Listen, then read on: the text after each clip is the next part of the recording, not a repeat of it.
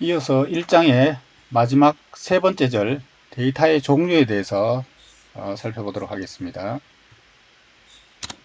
지금 우리가 1장에 데이터 개념에 대해서 살펴봤고 데이터 구조에 대해서 살펴봤습니다. 데이터 구조에서 데이터 집합이라고 하는 것이 무엇이고 그 데이터 집합을 구성하는 이 데이터 집합의 구성 요소들, 용어들을 보셨죠. 그리고 이 데이터 집합의 표현되는 그 각각의 데이터 값들, 그 값들의 형태, 뉴메릭이냐, 카테고리칼이냐, 이런 데이터의 그 타입, 형태와 그 형태를 분류하는 방법에 대해서 설명을 드렸습니다.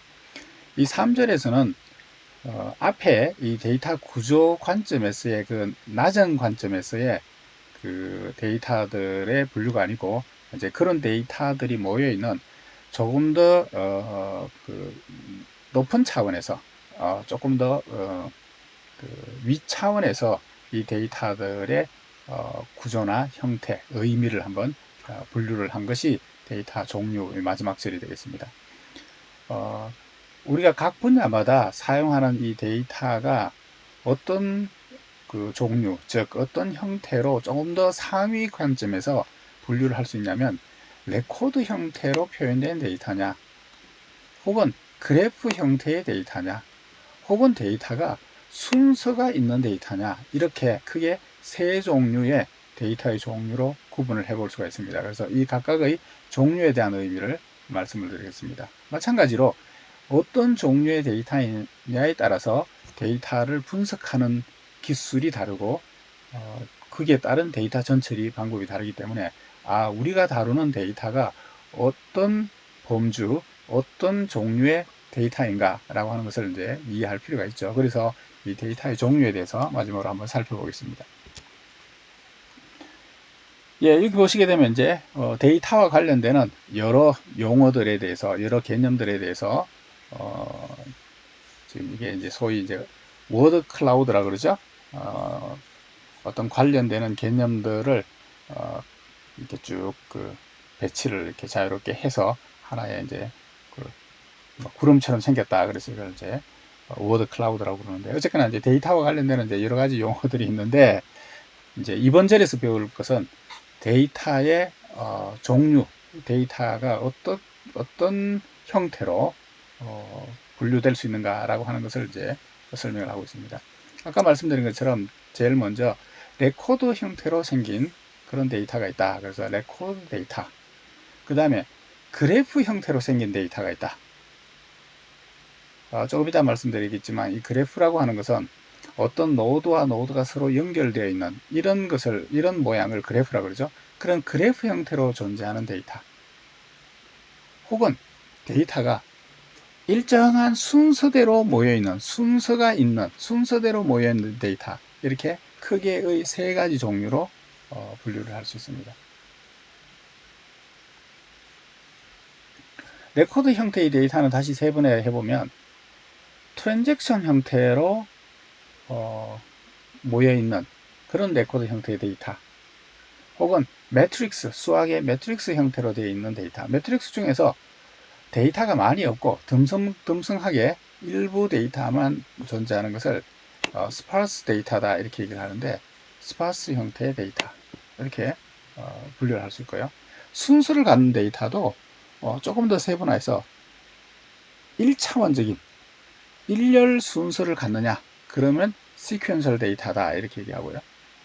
일렬 순서는 아니고 어떤 순서가 있긴 하지만 꼭 일렬로 쭉 되어 있는 순서는 아닐 때 이것을 이제 순서로 되어 있다라고 해서 시퀀서 데이터, 혹은 시간축에 따라서 데이터가 존재하는 이 타임 시리즈 데이터, 혹은 꼭 시간적 순서만 순서가 아니고 공간적 순서도 순서니까 공간적 순서에 대한 데이터, 이걸 스파셜 데이터, 공간 데이터 이렇게 부릅니다. 그래서 이런 그 여러 가지 데이터의 그 종류들에 대해서 한번 설명을 드리겠습니다. 먼저 첫 번째로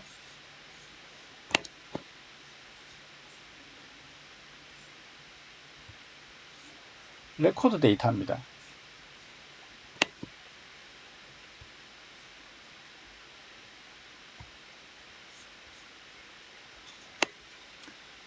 네, 레코드 형태로, 레코드 모양으로 만들어져 있는 데이터라고 하는 의미죠.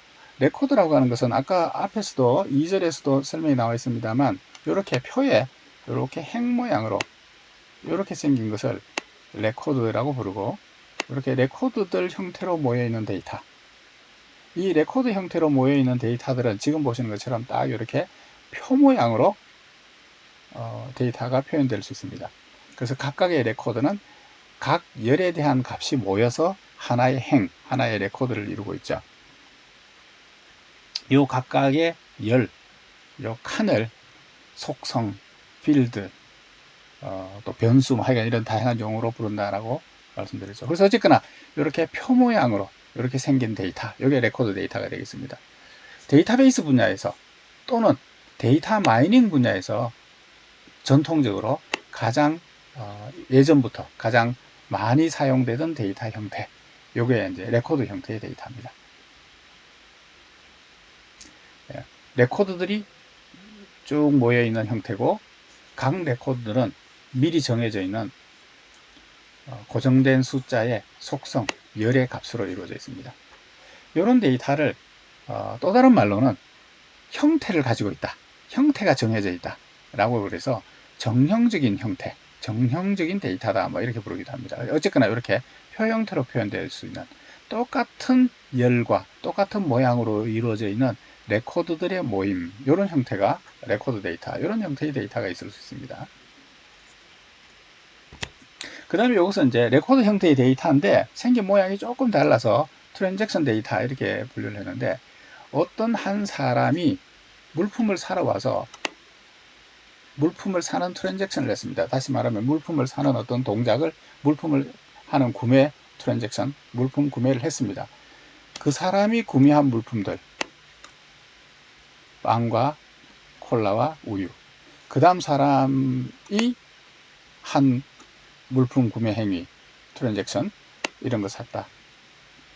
요것은 이제 각 사람들마다 똑같은 물건을 사는 것이 아니고 여러 물건 중에서 각자 서로 다른 물건을 사죠.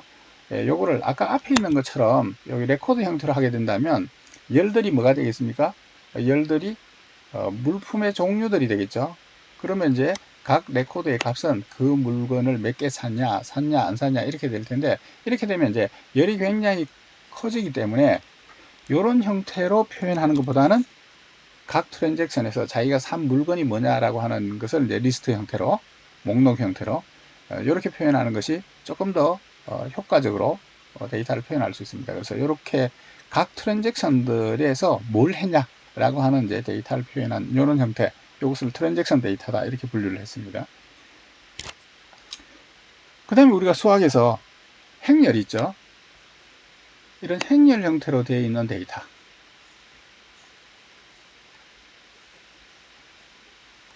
이것을 행렬 데이터다 이렇게 표현을 했습니다. 아까 앞에 레코드 데이터하고 좀 비슷하게 생겼는데 차이가 나는 점은 뭐냐면 여기 다 일정한 숫자들이 있습니다. 그래서 행렬을 우리가 수학이나 통계에서 다루기 위해서 이렇게 숫자로 이루어져 있는 이런 행렬을 더하거나 곱하거나 뭐 이런 행렬에 대해서 여러 가지 연산을 할 수 있죠. 그래서 이렇게 동일한 형태의 숫자들이 행렬로 모여 있는 것, 이것을 행렬 데이터다 이렇게 얘기합니다. 이 행렬 데이터는 모든 속성의 값들이 숫자로 되어 있고 각각의 행으로 이루어져 있는데, 그 각 행렬들은 일정한 열, 똑같은 개수, 똑같은 틀에 그 열의 숫자화되어 있는 값으로 모여 있는 이런 형태가 행렬이 되겠습니다. 이 행렬을 또 다른 말로는 패턴 행렬이다 이렇게 부르기도 한다고 합니다.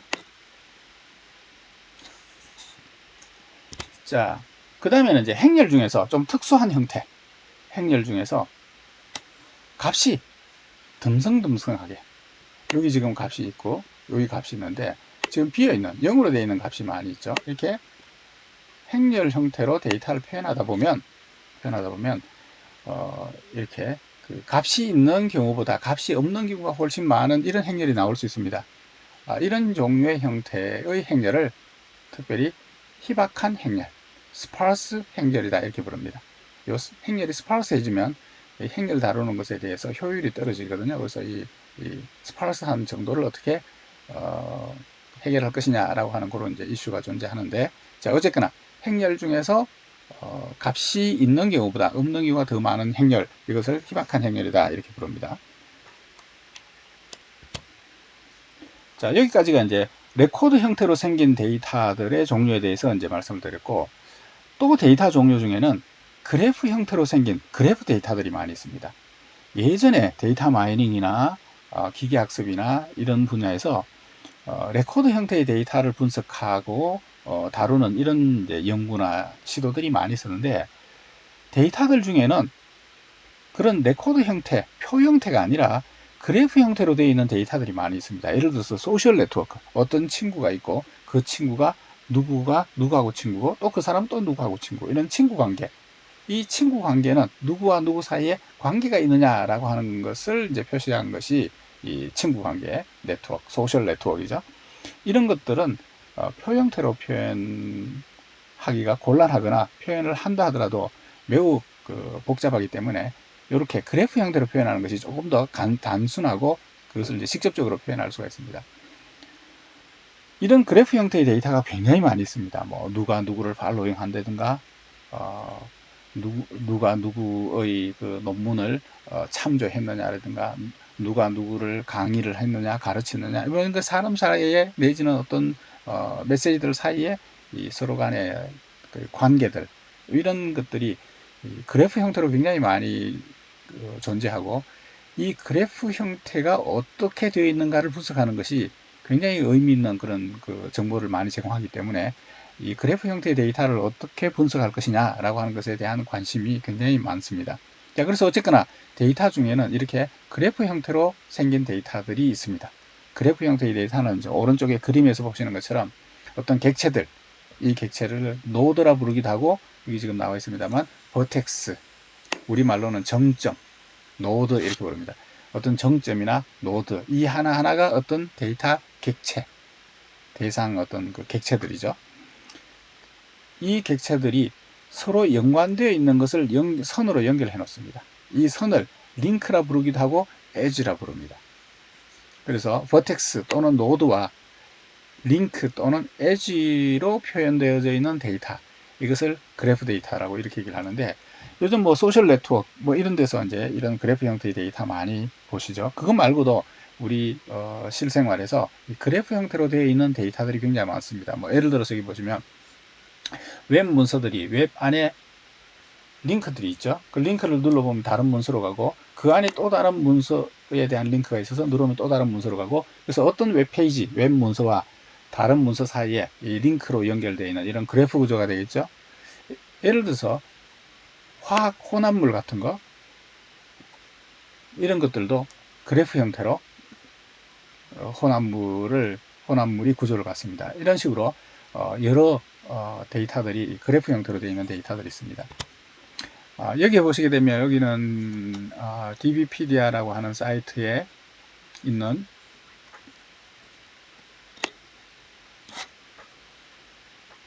여러 가지 그 데이터들이 서로 어떻게 연관되어 있는가라고 하는 것을 그 연관된 개념들을 이렇게 그래프 형태로 표현을 해주고 있는데, 뭐 이런 그 어떤 개념 간의 관계라든가, 혹은 어떤 상위 지식, 하위 지식, 관련 지식, 뭐 이런 지식 간의 어떤 뭐 지식들 간의 관계라든가, 뭐 여러 형태들이 이 그래프 형태로 표현이 될 수 있습니다. 자, 이것은 이제 소셜 네트워크 상에서 누가 누구의 친구고, 또 그 사람은 또 누구의 친구고, 누가 누구를 트윗했고 리트윗했고, 누가 누구의 친구 관계고, 이런 식으로 소셜 네트워크 사이의 친구 관계, 이 친구 관계가 그래프 형태로 생긴 대표적 데이터 중에 하나죠. 그 다음 여기 보시게 되면 화학 구조물을 보여주고 있는데, 이 화학 구조물들이, 화학 원소들이 어떻게 구성되어 있는가라고 하는 것을 이 유기화학에서 구조물들을 그래프 형태로 표현을 하죠. 그렇기 때문에 이 유기화합물, 이것도 그래프 형태의 데이터다 이렇게 얘기할 수 있겠습니다. 그 다음 마지막으로 순서를 갖는 데이터의 종류가 있습니다. 데이터들이 시간적으로 발생한 시간적인 어떤 순서 관계가 있다든가 혹은 공간적인 순서 관계가 있다든가 순서가 있는 데이터가 순서를 갖는 그런 데이터를 순서 데이터라고 합니다. 이 순서 데이터의 종류에는 일렬로 쭉 순서화되어 있는 이런 순서 데이터를 연속 데이터, 시퀀셜 데이터 이렇게 부릅니다. 그 다음에는 일렬로 직선적으로 이렇게 순서를 갖지는 않지만 그 안에서 순서를 갖는 데이터, 이것을 시퀀서 데이터, 서열 데이터라고 부릅니다. 시계열 데이터라고 하는 것은 순서를 갖는데 그 데이터가 발생한 시간에 따라서 시간과 연관해서 순서 데이터가 존재할 때 이것을 시계열 데이터 이렇게 부르고요. 시간적인 순서가 아니라 그 데이터가 위치해 있는 공간들 사이에 순서가 있을 수 있죠. 어떤 지점에서 먼 데이터가 있고, 먼 공간이 있고, 먼 지점이 있고, 가까운 지점이 있고, 그래서 공간적 순서 하에서 표현되어져 있는 데이터, 이것을 공간 데이터, 스파셜 데이터라고 얘기합니다. 무슨 이제 첫 번째로 시퀀셜 데이터, 연속 데이터. 이 데이터들이 일렬로 순서로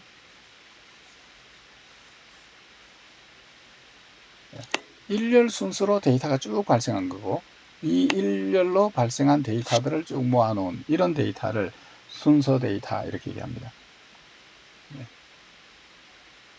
예를 들어서 어떤 고객이 물건을 산, 이 시간대별 물건을 산 물품을 쭉 기록을 하고 있다 라고 그러면 그게 이제 이 고객들의 산 물건의 물품의 이력, 물품의 목록들이 1차원적인 시간 순서에 따라서 1차원적인 순서로 일렬 순서로 쭉 만들어지겠죠.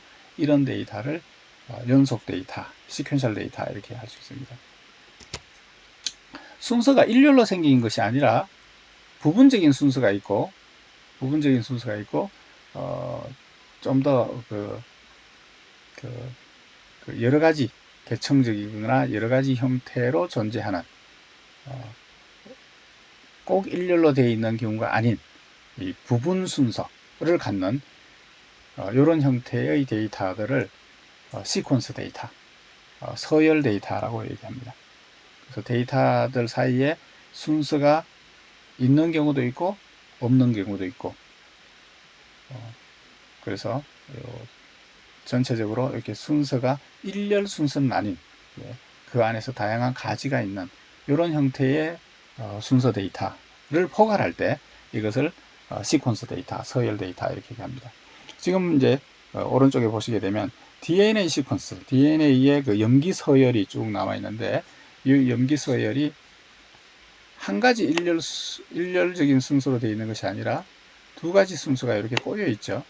그래서 이 안에는 순서가 존재하지만 이 사이에서는 누가 빠르다, 누가 앞에 있다 라고 얘기하기가 어렵죠. 네, 그렇기 때문에 이제 여러 가지 순서가 이렇게 존재할 수 있는, 모여 있는 이런 형태의 순서를 이제 서열 데이터, 시퀀스 데이터 이렇게 부릅니다.